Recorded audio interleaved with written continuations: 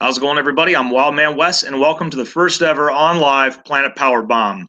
Well, Wrestle Kingdom 12 is just hours away. Whether you're in Japan right now, in the UK, pretty much in the US, we're going to be waiting until about 2 o'clock in the morning for those of you who might be trying to get the live stream. Otherwise, we might have to be waiting till about 6 o'clock on Saturday Central Time on Access TV. I have two gentlemen with me. Through Schmo Bros TV on Film Nerd TV. First up, we have Hunter Chamberlain. Thank you for joining us today. What's up, man? Now, hold on, man. Glad to have you on the show. Also, with the Schmo Bros and Film Nerd TV, we also have Haven Pendergast. Welcome to the show, brother. Hey, what's up, Bob, man? It's good to see you, man. Have you live in person, so it's good, man. I know it's the first time doing it, so go easy on me. I know you guys do this for you're professionals on this one. So, well, obviously, we're just going to cut to the chase with all of this right now with Wrestle Kingdom 12, one of the biggest hyped matches coming up later on tonight or tomorrow, whatever you want to call it. Kenny Omega versus Chris Jericho. We just figured we'd do a quick little prediction on it and maybe do a little Q&A on what might be the aftermath from the match. So we're going to start off with Hunter. What do you think? So for the winner, I have Kenny Omega going over. I feel like if Jericho gets signed with New Japan and it was official, then yeah, he might have a chance to get the belt. But with his situation still being with WWE and working in New Japan as it's an exhibition match almost, and I feel like Omega is going to win this match, but Jericho's going to look really strong at the end. Both of them are going to help each other out, and I feel like Omega is going to come out after a great match. I got you on that one. Sounds good. Haven, what do you think? Yeah, I think it's going to be I actually think it's going to be let me see. With the WWF schedule, I don't remember the last time Jericho won 30 minutes, so I doubt this match is going to go 30 minutes. Maybe a 20-minute match. It's going to have to be a slower pace for Jericho, which I guess is okay for the Japanese crowd. I don't know if he's going to be able to keep up with Kenny if they go fast. Kenny is like a Tasmanian devil, man. That guy can move so fast in the ring that I don't see that happening. Maybe spurts here and there. I can see some Bullet Club members maybe coming in, interfering in the match. But hands down, at the end of the day, Kenny's going to win this match because I believe this might be for the title.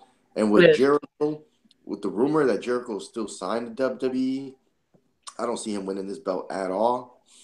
I don't know what the implications are for this. I think, the rumors are that Vince McMahon sent Jericho over there with his blessings so he could try to recruit Kenny. I would not want to see Kenny Omega in WWE right now. If you see the rise or the little rise and the major fall for Finn Balor, I think that Kenny is best suited for Japan, and hopefully maybe next year if he signs. I don't understand why he just doesn't sign more than a 1-year contract at a time, because if he did sign for maybe 2 or 3 years, maybe they could trust him to win the big belt there. So at the end of the day, I see Kenny winning this match. Fair enough, man. I mean, me personally, I could see it going either way. Jericho obviously has had an illustrious career in numerous promotions. I mean, apart from ECW, WCW, and in Japan at one point, he's been everywhere. And at the same time, Kenny Omega has been everywhere right now. I mean, he's with PCW, Ring of Honor, you name it. In Deep South, which was the, call it the school, right, of or one of the schools with WWE, but he never really got his fair shake. I mean, obviously, he's got a lot of talent, and I guarantee he could be put over at any point at this. I mean, if he hasn't been put over already, and I would dare say that if there was any seasoned veteran in the industry, Chris Jericho could definitely be the one to put him over. Maybe get back in WWE, as Haven said. I mean, it's. At this point right now, like you say, maybe in about a year, if he were to sign with WWE. I'm a little bit worried because, we all know how in WWE is kind of, not really giving a fair shake to a couple people. I mean, look at Daniel Bryan, as much as I don't really care for the guy CM Punk, he is a good, talented wrestler, but, his personality for me, it's not my fair taste. But I would love to see Jericho help put him over. So maybe apart from being like the United States, champion in New Japan, I'd love to see Kenny Omega stay to maybe even get that world heavyweight title. I mean, I don't know how you guys feel on that one. I mean, what are your thoughts? I want to see Omega win the world title, and I feel like he can do it. I feel like with Okada, I think he's going to keep the belt a little bit, which is, coming from Wrestle Kingdom 12. I want Naito to win, but I feel like they're going to give it to Okada. And I feel like we're going to have the blowout match, Okada versus Omega. And then Omega's finally going to hit the one-winged angel to win the belt. That's how I see it. Sounds good. Haven, what are your thoughts on that one? I see Naito winning this one. I think they finally give him his respect after the 3-year hiatus where, they thought he was going to be the man, and then they just put him down in the rankings. And this year alone proved that he has stepped up in main event stature, and I think they feel good about him right now. And Kenny Omega, they gave him that U.S. title as just a token to be there because they weren't going to put the belt on him without knowing if he was going to resign. He does. So I think Naito's going to win this belt because Okada, he doesn't really need the belt anymore. He's had the belt. He's been proven he can win it back later in the year. I could see Naito winning this belt.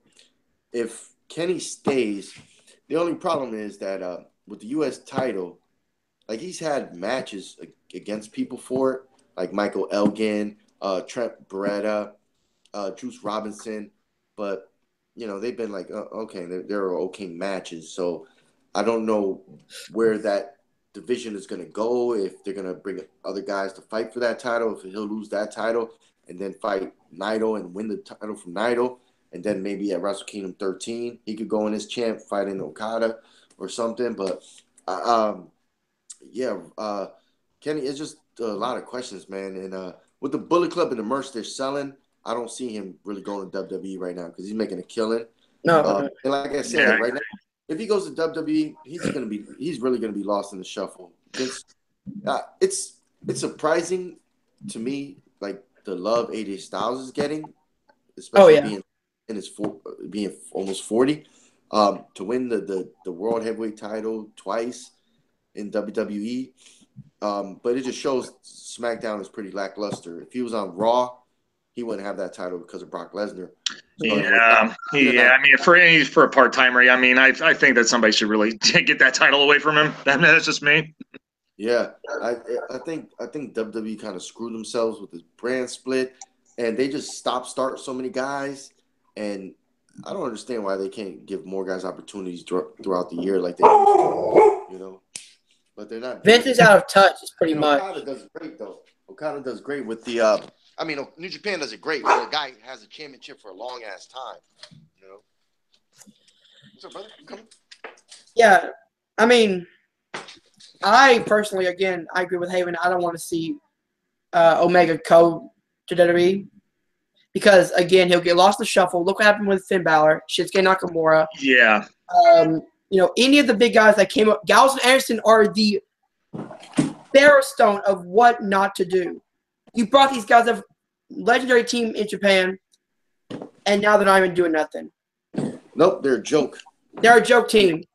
Yeah, I mean, and the thing is, like, when we keep mentioning about, like, with WWE keeping, getting people lost in the shuffle. I mean, we've mentioned that, like, with Daniel Bryan, I mean, he had a lot of promise, however, unfortunately, due to injuries. And, I mean, when you have so many, talented performers that are, pretty much going for that number one spot, I mean, everybody is looking for that number one spot. It doesn't matter if it was in the Hulkamania era, the Attitude Era, the new era, and now. I mean, at WWE, especially Vince McMahon, at times I want to say he might be out of touch, but at the same time, I think with him and Paul, kind of going back and forth with everything, they may have too many cooks in the kitchen or too many wrestlers in the ring. So I mean, and that's why I don't really care to see Omega go over to WWE just yet. I'd like to see him get more notoriety in New Japan, like as you were mentioning earlier. When they maybe about another year from now having like a big, heavyweight, title run in New Japan. That could definitely, when all the smoke is cleared, with whether it's Lesnar or Orton or Cena, we might be able to see something really good. Yeah, that's true. Those guys are getting older in age, and like nobody wants to see Randy Orton with the title. Shinsuke Nakamura is showing you like why guys from Japan should just stay there, because he is like and NXT was Paul's running that really well. He got his respect there, made it to the main roster, had a stupid fucking match with Dolph Ziggler, killed his momentum. He should have squashed him, showed his dominance. Like his first match against Zayn, was a great fucking match. It could have been one of the match of the years, or the top 20 matches. But then his match with Dolph Ziggler was just way too competitive and just halted his career. Brock Lesnar is probably going to sign on again because he can't really go to UFC anymore. So if he's there, and then I don't think they want him either. Yeah, he's there. Roman Reigns is going to always fucking be having the title because Vince has a hard on for him. And just SmackDown is cool. AJ Styles is the belt there. Jinder Mahal should have never got that title. And it just like this year alone is like how many heavyweight champions have they had? AJ Styles, Jinder fucking Mahal out of all the people. Yeah, I mean, literally, they had more. They had just about as many title changes as WCW did in 2001 before they went under, and it's kind of ridiculous. I don't mind some short reigns, but right now none of the feuds are memorable. At least in Japan, they don't have that weekly the weekly matches like WWE does. It always feels like a big deal when it happens. Yeah, because every guy, no matter who it is, like when Kenny Omega fought Michael Elgin, they had a crazy-ass good match for like 20 or 30 minutes. He could fight Juice Robinson, and it goes the distance. He can fight Naito, Omega, Okada, all these different guys, and all these matches are different in nature, and they go to distance, and you believe that at the end, like, holy shit, either one of these guys could have won the title. In WWE, they don't have those matches like that often. No, and you're right. I mean, and the thing is, I just started getting into New Japan for the most part because due to cable, restrictions, it's been kind of rough for me, but I dig it. The only way I can really watch it now is by getting the Sling app on my smart TV, and that's which I'm looking forward to watching more of, like New Japan stuff, whether it's live broadcast or live stream, or even if it's after the fact. So other than that, man. But when you were mentioning about how like some of these storylines go with like New Japan, it's like those feuds, how they take it a little bit longer than what WWE would do. It's just kind of like a mile a minute. I mean, I swear your brain starts spinning after a while. The heat that's been going on with Omega and Jericho prior to later tonight, tomorrow. I mean, when the lights went out and, you see, on the screen, Jericho just, giving him so much crap, and the lights come back on and he's just standing in the middle of the ring. He's right there. Yeah. I mean, believe it or not, for me, like 15-year-old me was kind of like, that was some straight Undertaker shit right there. And I dug it. I dug it a lot.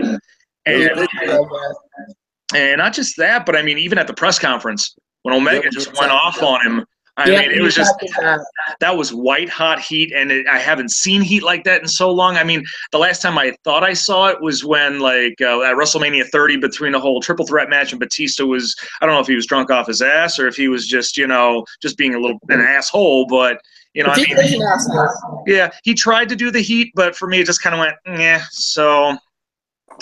But other than that, I can't really think of anything else to talk about right now, other than I believe it looks like it's going to be unanimous. I think we all believe that Kenny Omega is probably going to be taking this one. So awesome. Well, everybody, I'd like to thank Hunter and Haven from Film Nerd TV and the Schmo Bros for joining me on this first ever live panel. For all of you that haven't seen Film Nerd TV, be sure you check them out on YouTube. Like, share, and subscribe to their channel. They do a lot of great stuff, and I'm looking forward to coming back on to either be a competitor. I'm 0-1. It's been a while. I have to work on my my research a little bit more. But in the process, while I'm recovering, I'd love to be a guest host at some point. Haven, probably give me a little rundown on how to do it, and I'll make sure that I got all the questions, This Friday night, if you're not, other than that, all right, I appreciate that, man. Other than that, hope everybody has a great night. Hopefully you get to see Wrestle Kingdom 12 tonight. Hopefully I'll be able to see it on Access TV on Saturday and give a recap on everything, and maybe we'll be right, maybe we'll be wrong. Other than that, I am Wildman Wes of the Wild Wolf Show on Dragonfire Entertainment. I know that's a big tongue twister right there. Hopefully you like this.